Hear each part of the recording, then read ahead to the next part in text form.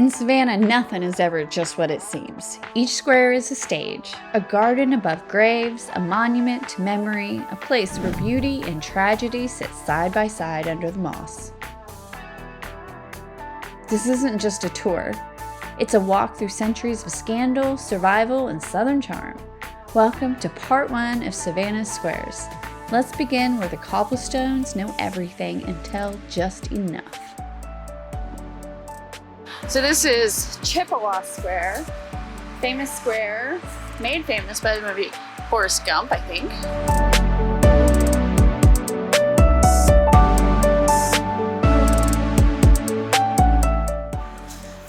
James Edward Oglethorpe. Monument in the square to James Oglethorpe, the great soldier philanthropist who founded the colony of Georgia, was erected by the state of Georgia, the city of Savannah, and various patriotic societies.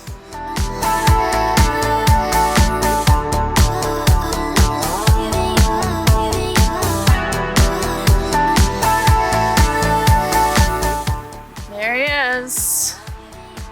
That's the man. James Edward Oglethorpe. He has a pretty nice square they gave him. By the way, that's the guy who came up with the squares. He was very instrumental in the founding of Georgia. And when he laid out the town, he included all these squares, which we still enjoy today.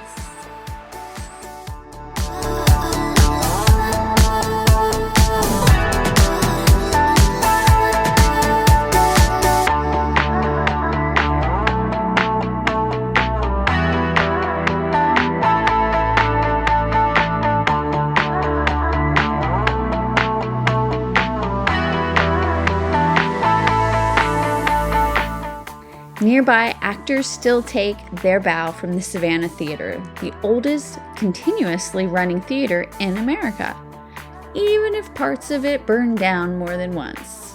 But hey, it's Savannah, so if it hasn't caught fire or been rebuilt, then is it really historic?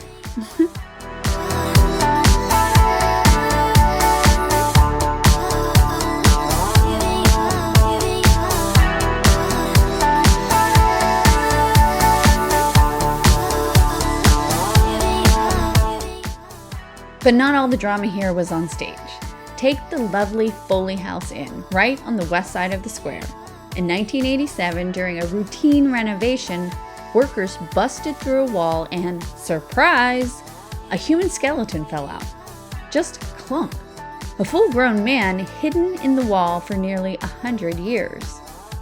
Legend has it that the inn's original owner, a proper widow named Miss Foley, clobbered an unwanted suitor with a candlestick when he crept into her bedroom uninvited. And instead of calling the cops, she allegedly called a bricklayer and sealed the deal. Literally. Today, guests report feeling someone sit at the end of their bed, which is either a ghost or Southern hospitality gone a bit too far. So yes, Chippewa Square is where ghosts whisper and jazz plays softly under the ancient trees. A place where good stories, bad behavior, maybe a hidden skeleton or two all rest together beneath the cobblestones. And remember, in Savannah, the line between history and gossip is just about as blurry as a window in the fog.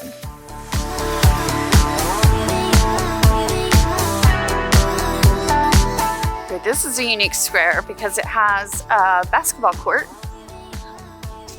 We were just talking, Jeffy and I, about the different squares and wondering, and now I think we have proof of it, they're all a little different and they may all be influenced by the neighborhood.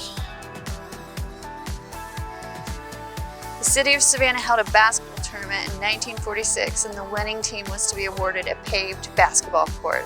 The Crawford Square team won, and in 1947 the basketball court was constructed.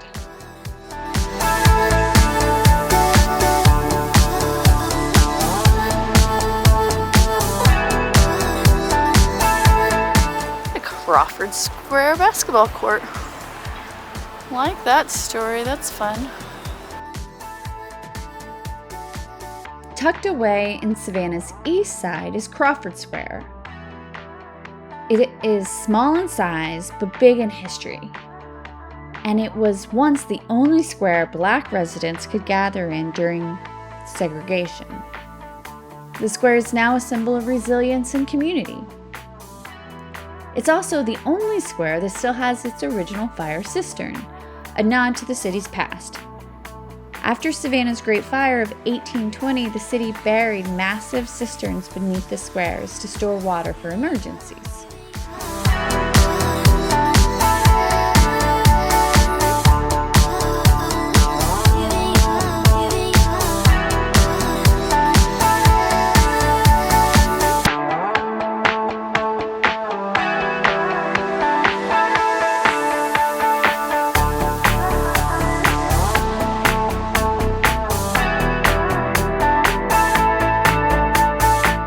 Beneath the oak canopy of Madison Square stands a bronze hero, Sergeant William Jasper, frozen in his final moment of glory. During the brutal siege of Savannah in 1779, Jasper was fatally shot while raising his regiment's flag. But he didn't let go.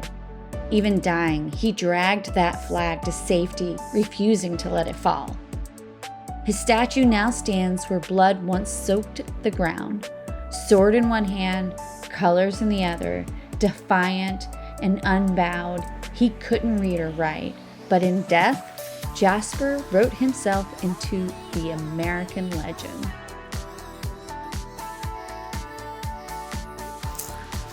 This one is extra special to me because I am a Salzburger descendant.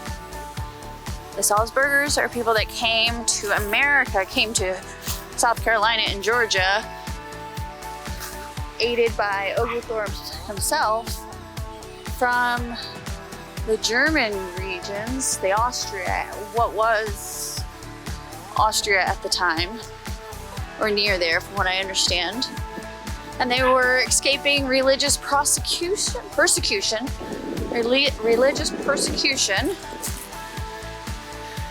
And I believe that if they did not hold land, they had like 9 days to get out. If they were landholders, they had 3 months to sell their land. Or I think the option was become Catholic.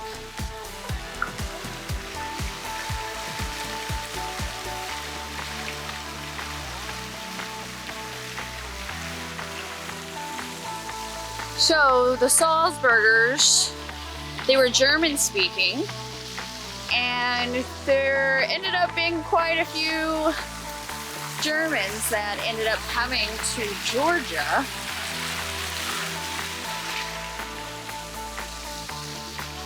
And after living here for a while,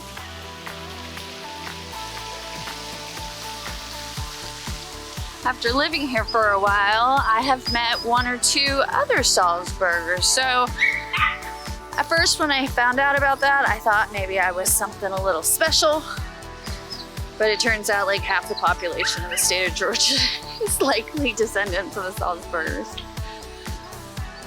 And we have this beautiful square to commemorate.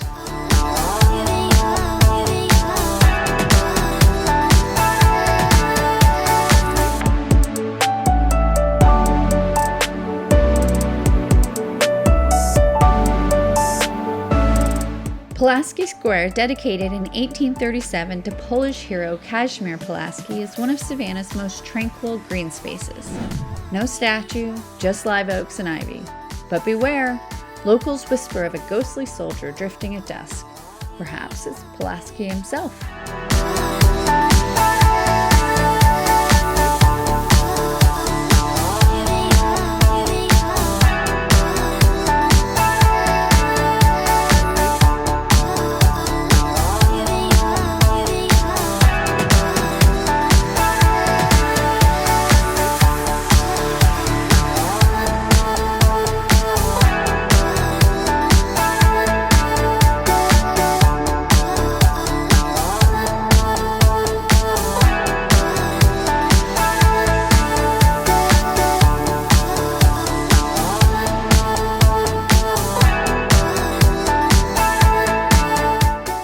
Savannah's squares may look peaceful, but if you've been paying attention, you know better.